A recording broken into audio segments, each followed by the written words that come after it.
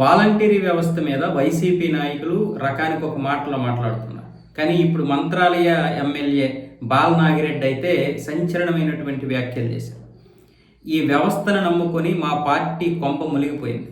పైగా మేము ప్రజలకు దూరం అయిపోయాం. మాకు ప్రజలకి మధ్య ఈ వాలంటీర్ వ్యవస్థ ఉండడం వల్ల మేమెక్కడా కూడా ప్రజల దగ్గరికి వెళ్ళలేదు. వాలంటీర్లతో మాత్రమే సమన్వయం చేసుకొని ప్రజలకి అన్నీ అందుతున్నాయా లేదా అని చూసుకున్నామే తప్ప ప్రజలు మమ్మల్ని మర్చిపోతున్నారన్న విషయాన్ని మేము గుర్తించలేకపోయాం. ఒక విధంగా చెప్పాలంటే ఏ వ్యవస్థ అయితే మాకు లాభం చేకూరుస్తుంది అనుకున్నామో అదే వ్యవస్థ, ఈ వాలంటీర్ వ్యవస్థే మాకు కొంప ముంచేసింది. జగన్మోహన్ రెడ్డి కూడా దీని మీద ఎన్నో ఆశలు పెట్టుకున్నాడు, కానీ ఇదంతా కూడా చాలా రివర్స్ అయిపోయింది. ఆయన ఇప్పటికీ దీన్ని గమనించాలి.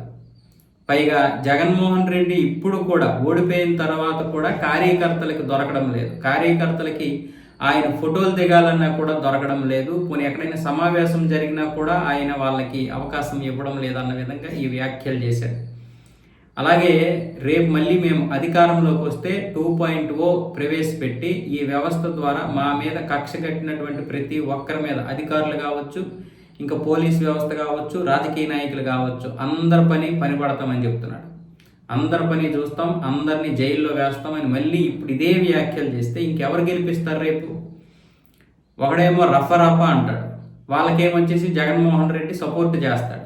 ఒకడేమో మేక తలకాయకు వచ్చి ఆ రక్తంతో అభిషేకం చేస్తున్నాడు. ఏం మనుషులు? కోళ్ళు కోస్తున్నారు, రక్తాభిషేకం చేస్తున్నారు, రఫా అంటున్నారు. వాళ్ళకేమొచ్చేసి జగన్మోహన్ రెడ్డి సపోర్ట్ చేస్తున్నాడు. జగన్మోహన్ రెడ్డి అంటే ఏమైనా ఒక ఎమ్మెల్యేనా?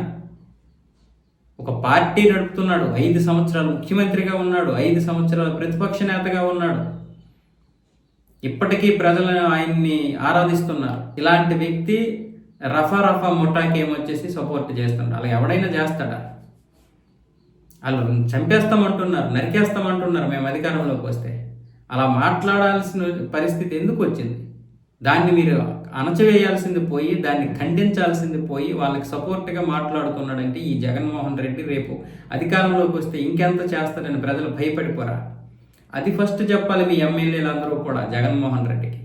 వాలంటీరీ వ్యవస్థ ఉంటే ఖచ్చితంగా మీకు వాళ్ళకి దూరం జరిగిందో లేదో కానీ కొంతవరకు అయితే వాలంటీరీ వ్యవస్థ వల్ల ప్రజలకి న్యాయం కూడా జరిగింది. కానీ దాన్ని మీరు తీసుకెళ్ళలేకపోయారు, దాన్ని మీరు ఉపయోగించుకోలేకపోయారు.